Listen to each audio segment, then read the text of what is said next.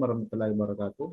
Perkenalkan, nama saya Ahmad Aksa dengan NIM 2022 01010325 dari program studi manajemen bisnis syariah. Jadi di sini materi saya yaitu memahami perilaku organisasi. Namanya itu perilaku organisasi adalah studi tentang bagaimana individu dan kelompok berperilaku dalam organisasi serta bagaimana organisasi itu sendiri berinteraksi dengan lingkungan. Masuk pertama itu ke definisi perilaku organisasi.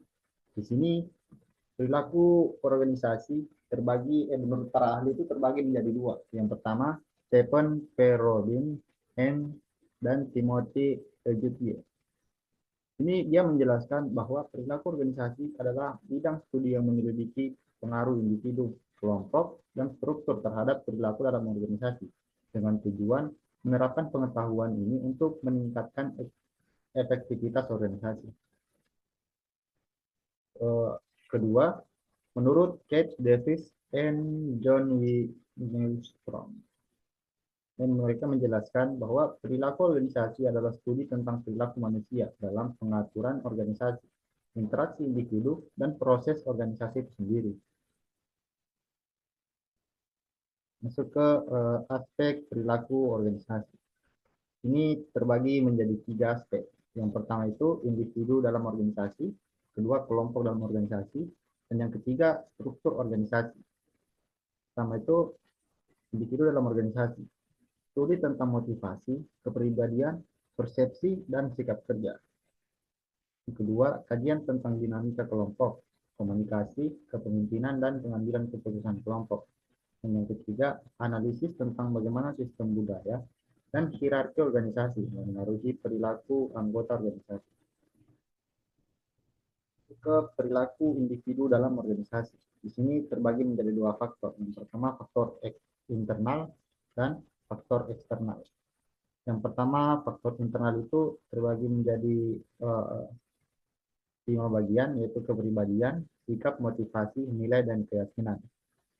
Jadi yang pertama itu kepribadian, yaitu karakteristik unik yang memengaruhi cara individu berperilaku.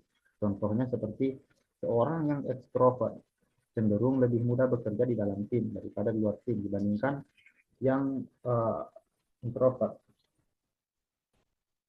Yang kedua itu sikap.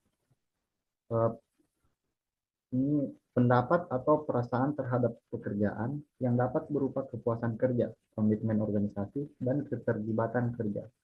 Yang ketiga, motivasi, yaitu dorongan internal yang memengaruhi seseorang untuk mencapai tujuan tertentu. Contohnya adalah motivasi intrinsik dan ekstrinsik. Yang keempat, nilai dan keyakinan, yaitu pandangan pribadi yang membentuk bagaimana individu berperilaku sesuai dengan prinsip atau etika yang mereka pegang. Lanjut ke faktor eksternal. Ini terbagi menjadi 4. Yang pertama, lingkungan kerja, kepemimpinan, dinamika kelompok, dan budaya organisasi. Pertama, lingkungan kerja, yaitu suasana dan fasilitas di tempat kerja dapat memengaruhi kenyamanan dan produktivitas individu. Yang kedua, kepemimpinan. Gaya kepemimpinan atasan memengaruhi tingkat motivasi dan kinerja individu. Yang ketiga itu dinamika kelompok. Interaksi dengan rekan kerja dapat meningkatkan atau mengurangi semangat kerja individu. Yang keempat, budaya organisasi, yaitu nilai dan norma yang berlaku di organisasi mengaruhi bagaimana individu bertindak dan berpikir. Lanjut ke sifat-sifat individu dalam organisasi. Ini terbagi menjadi 4. Yang pertama, kepribadian, kedua nilai, 3 sikap, dan keempat kebutuhan dan motivasi. Pertama, kepribadian. Karakteristik unik yang memengaruhi cara individu berpikir, merasa, dan bertindak. Yaitu nilai, yaitu prinsip atau keyakinan yang dianggap penting oleh individu. 3 sikap, pandangan individu terhadap pekerjaan, rekan kerja, dan organisasi. Yang keempat, kebutuhan yang mendorong individu untuk bertindak dan teori motivasi. Lanjut ke determinan kepribadian. Ini terbagi menjadi 5 faktor. Yang pertama, faktor biologis, lingkungan, pengalaman hidup, faktor situasional, yang terakhir faktor psikologi.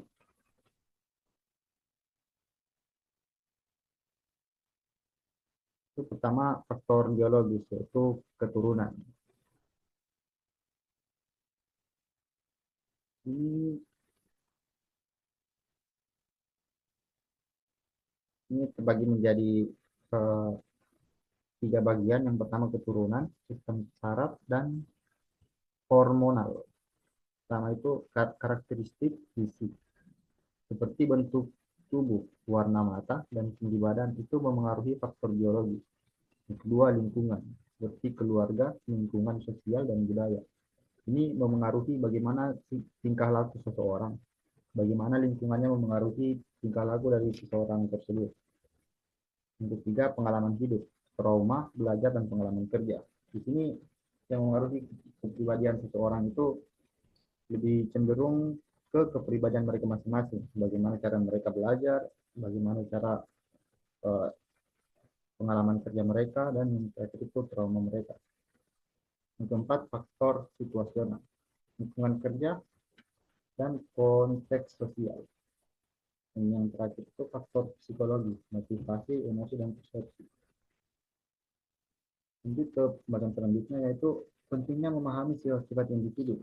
Di sini terbagi menjadi 4 bagian. Yang pertama itu pengelolaan sumber daya manusia. Ini menempatkan orang pada posisi yang sesuai dengan karakteristik mereka. Ini dapat mempengaruhi pentingnya bagaimana memaksimalkan potensi dari seseorang. Yang kedua itu meningkatkan kinerja, yaitu memaksimalkan potensi individu dengan mengetahui kekuatan dan kelemahan mereka. Tiga, penciptaan budaya kerja positif. Itu mendukung hubungan kerja yang harmonis antara pekerja satu dan pekerja lain. Yang keempat, pengelolaan konflik. Meminimalkan konflik dengan memahami kepribadian, sikap, dan kepribadian. Ke faktor genetik, kemudian faktor lingkungan. Pertama, mengatur genetik, yaitu keturunan. Yang kedua, mengatur lingkungan. Itu memengaruhi pengalaman, pendidikan, dan interaksi sosial. Yang ketiga itu interaksi. Bila kepribadian adalah hasil interaksi antara kedua faktor. Ini terakhir kesimpulan. Jadi kepribadian individu dipengaruhi oleh kombinasi faktor biologis, lingkungan, pengalaman, situasi, dan psikologi. Pemahaman tentang determinan kepribadian membantu organisasi atau individu lain untuk memahami perilaku seseorang secara lebih baik, sehingga dapat memfasilitasi hubungan internasional, pengambilan keputusan, dan pencapaian tujuan bersama. Nah, mungkin itu saja materi saya pada kesempatan kali ini. Lebih dan kurangnya mohon dimaafkan. Wabillahi taufiq wal hidayah. Assalamualaikum warahmatullahi wabarakatuh.